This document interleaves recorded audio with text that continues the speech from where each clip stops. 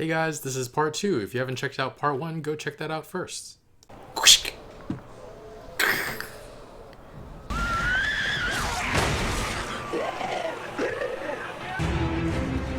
Yeah. Everybody get on the boats! Oh, that wall is coming down. Could they not have made the wall slant outward so that they climb over it? That water's gotta be freezing. Commander! Get them to the ship and come back for me! But you'll never know! If they see him fighting for them, they might all join him. If any of them survive this. They're gonna let them pass the wall even if you're not there. You have my word. I've given orders. Don't think you're gonna be there to enforce those orders. That's true. Nice watch! With me! Oh. I'm actually pretty scared right now that Jon might die.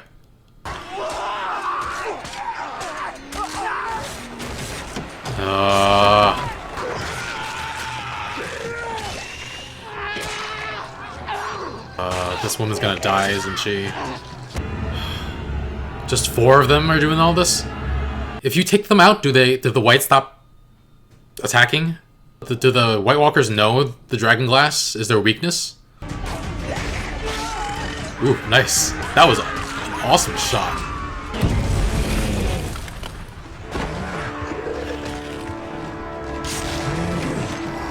Throw them like 500 meters.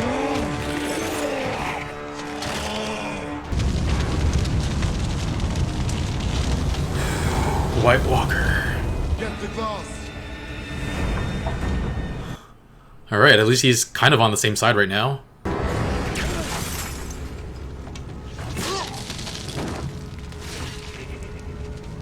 Oh, his weapon shattered like it was nothing.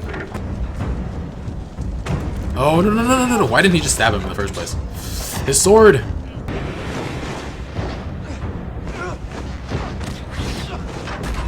Just don't try to attack, just run. Did you just find a random sword somewhere? Any weapon shatters.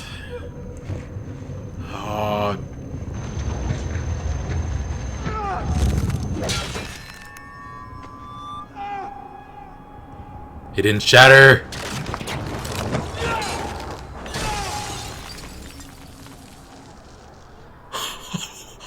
Valyrian steel works too.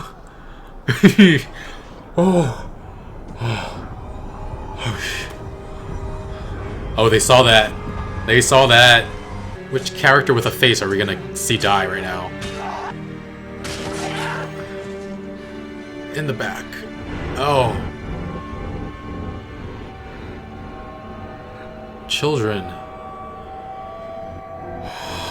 No, just turn around. If you can't fight them, turn around and run.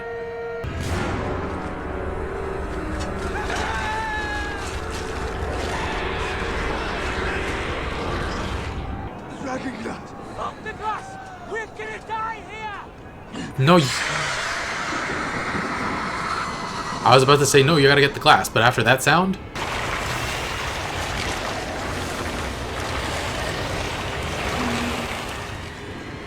Yeah, fuck the glass. Fuck the glass, go. What are you still standing here for? Wait, what? Oh, I thought they died. No, they're back up, they're back up. Run!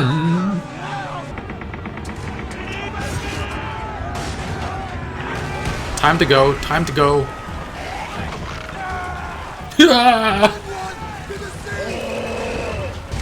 Oh, look at that. Oh no, just run, giant.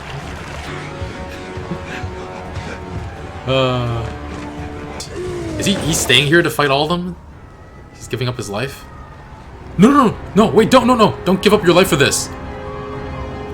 What if they can turn giants. I almost said dragons. Come on, make it. Well, he's ahead of them now. Okay. I got really scared for a second that he might die and get turned into a white giant. All the people who died here are become part of their army. Can a White Walker fix global warming? You could try to make one and stop global warming.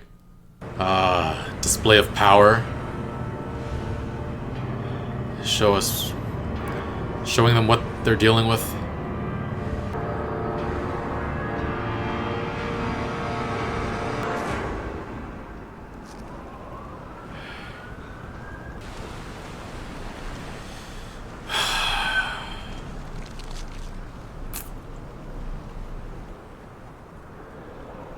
He's like, oh crap, we're screwed. Holy crap, that entire... Oh, jeez. Oh, that's a lot of people. Yeah, they're... Wow.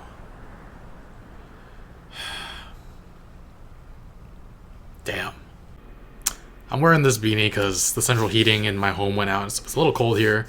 But I want to tell you guys a Game of Thrones related story before we get into the episode. So my father works in Connecticut and he sometimes comes home once a week, sometimes not. And I started rewatching Game of Thrones with him just so there'd be something to distract him from criticizing me nonstop and pointing out every little thing I'm doing wrong. And it worked pretty well until he got so caught up in the show he had me put a bunch of seasons on 2 USB drives so he could catch up on his own. So this week he came back and he told me he had just finished season 5. And I was just like, oh, I just got up to the part where Jon goes to the wildlings and tries to bring them back south. And he didn't remember that. And I was just like, really? And then I was just like, well, I just saw Cersei got thrown into prison like 2 episodes ago. And he's like, who's Cersei? I didn't realize that he was that bad with names. But anyway, it turns out he skipped season 5 by accident and went to season 6. Like, he was confused because he felt like he was missing a lot of the story details. But yeah, I accidentally spoiled 2 story points for him because he thought he had already watched season 5. Alright, on to the episode. I really appreciate the way Tyrion approached his conversation with Daenerys. He's interested in creating a better world, but he needs proof that Daenerys is a worthy ruler. And just in this episode, I feel like his advice is beyond those of many of his advisors to date. She could become a powerhouse again pretty soon, and hopefully a kinder one. Her first test is to have him decide Jorah's fate, and everything Tyrion says makes a lot of sense. A queen who kills those devoted to her does not inspire devotion. That's what felt so screwed up about her execution of Massador. Is that how you pronounce his name? Anyway, Tyrion also brought up the point that I did when Jorah was first exiled, that if Jorah had chosen to reveal the truth on his own, that it might be a different story. But Tyrion puts it another way, that Jorah didn't trust her with the truth. He didn't trust that she'd be wise enough to forgive him. Honestly, I don't blame Jorah. The result would have been better than hiding the truth, but I don't know that Daenerys would forgive him. And this time, Jorah is facing even worse odds than when he first left, when he was first exiled. No horse, no provisions, and grayscale. At least it seems it hasn't progressed much. Cut to season 8 when he's like a stone man, but still loyal to Daenerys. That'd be pretty funny. But Jorah is still completely dedicated to her. He even sells himself back into slavery so that he can fight in front of Daenerys again. I'm not sure what he thinks will happen. I guess he's just trying to stay close to her in any way he can. And I'm surprised they let Tyrion and Daenerys be alone together. Tyrion and Daenerys kind of feeling each other out. Daenerys knows how useful he could be to her. And Tyrion kind of confirms the suspicion I've had for a while that Cersei had Robert killed. Lancel said something about it earlier, but I wasn't completely sure because Cersei kind of denies it, but I don't know. And Tyrion says the only 2 people he trusts are Varys and Jaime. And I was just like, Jaime has said to Bronn that he'll kill you the next time he sees you. I'm not sure I buy that, but I'm also not trusting Jaime completely when it comes to his brother just yet. And then Daenerys wants Tyrion as an advisor, as long as he's sober. I'm surprised he wasn't like, no deal. And we have Cersei stuck in prison, getting hit by the septa, not getting any water to drink. From the way the music played during that first scene with her, at the end of that first scene, I feel like it was implying that she's like losing her sanity, or at least losing a part of herself. I might have misinterpreted what Cersei was saying in the episode to Qyburn. He tells her that Tommen isn't eating, and she tells Qyburn... Or no, he tells her that Tommen isn't eating, and she tells Qyburn to tell Tommen to come see her. At the time, I was like, you don't seem to care that your son is deeply depressed, you just need him to come and help you. But I guess if he does come and see her, he can help her get out and help end his depression. Though I'm sure she only wants him to help secure her release and not Marjorie and Loras's, so I don't know that she's actually that concerned about his well-being. But I'm trying to give her the benefit of the doubt, but finding it very difficult to do. Arya's story, meanwhile, is really good too. Her Lana hair is so cute, like cute in like a wow that does not look good in any sort of way. It's just like two like little puffs here. They build up this story for her, gets her familiar with some of the people in the city. Interesting that she doesn't wear another face just yet. Like, what if she has to do some other undercover work in the future and people recognize her? I guess every future mission she does, she'll have to wear a face. And I also learned what a cockle is from this episode. Oysters, clams, and cockles. Very cool that people buy life insurance from that man, the target. I didn't realize that would be a thing, life insurance. I feel like having the faceless men in your city is pretty big motivation not to do any shady things, though. A spy organization with 1,000 faces that's concerned with everyday people and their plights. Nothing is beyond their reach, and choosing not to honor a life insurance policy because no one can enforce it. Don't honor enough of those life insurance policies, and eventually people will come knocking. And then Jaqen is using this situation to test Arya too. She wasn't completely sure why a ship's captain would make such a bet against his own life, and Jaqen was just like, a girl tells a man she has seen. So she's being taught to analyze events and people too. Good life skills to have.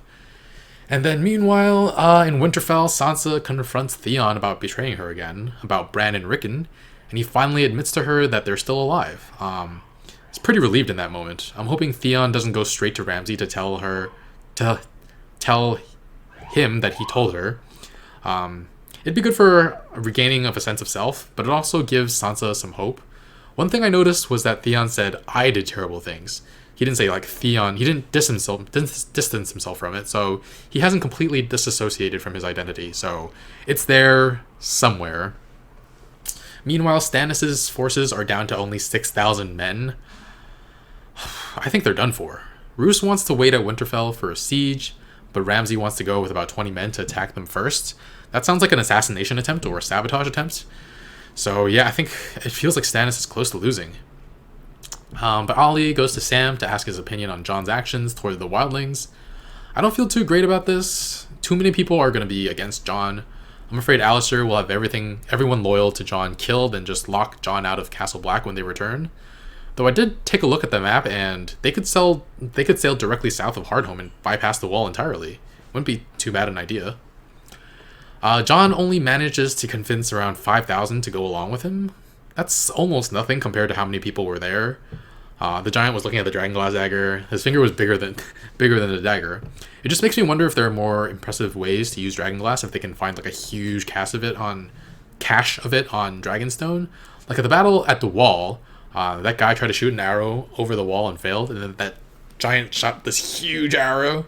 I'm imagining a giant shooting across entire battlefields and making a hole in tons of whites before finally shattering a White Walker with a dragonglass arrow. That'd be cool. Yeah, the dog started barking, and I was just like, "Aw, cute doggos." Wait, oh shh! I saw the storm coming and was like, "Damn, that the White Walkers can control the weather." But I realized that they might not be able to control it like in specific ways, but they certainly have an effect on the environment. It actually got me thinking. The way the show has been shot makes me think that they emit coldness, but that's not how thermodynamics work. Like, cold isn't something you create or emit, it's something that comes with the absence of heat. And because of the first law of thermodynamics, also the law of conservation, energy just can't just disappear. So why is it getting so cold around them? Are the White Walkers capable of converting heat outside them for energy for themselves? We haven't really seen if they eat or need any sustenance, so very interesting. When that White Walker walked into the hut with the dragonglass, the flames in front of him kind of went out, so who knows. But the wildlings shut the gates as soon as possible.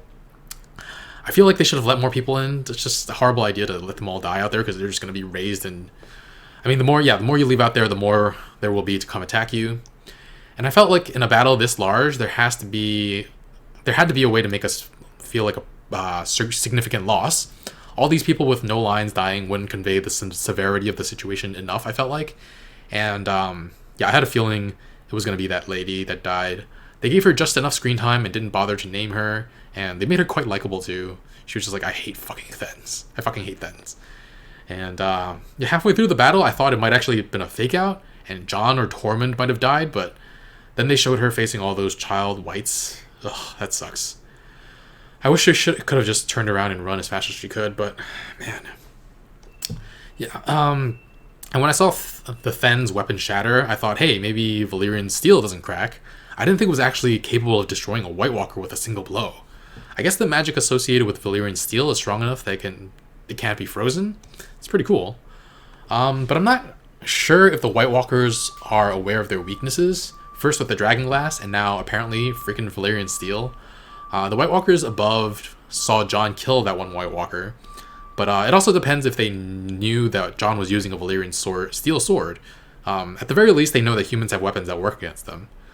And then we saw a giant crush some whites. Would that work on White Walkers? Can you just like step on one and crush them? Or just like drop some really heavy stuff on them? Would that work?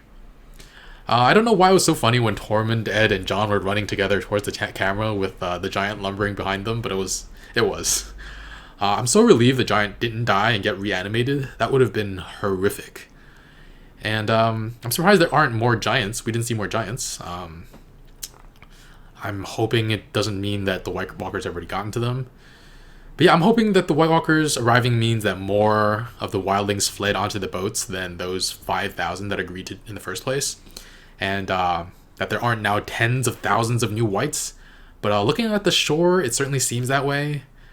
I was actually asking during my reaction if White Walkers are our solution to global warming. I was actually kind of afraid near the end that the White Walker was going to put his hand into the ocean and freeze it, like rendering them immobile, and then like they would just roll over the ships. I'm pretty sure everyone watching was just like, why aren't you guys rowing? They were just like sitting there like watching the reanimation. Though I suppose if the White Walkers could freeze the ocean, they wouldn't need to go through the wall. They just like ice skate across some water and boom, they got past the wall. But yeah, I was legitimately afraid that it was going to be another one of those Ned moments where they kill off one of the key main characters on the show. But I'm going to give this episode 4.5 direwolves. It's a pretty high score. The only episode that's gotten higher is that episode with Tyrion's speech at his trial.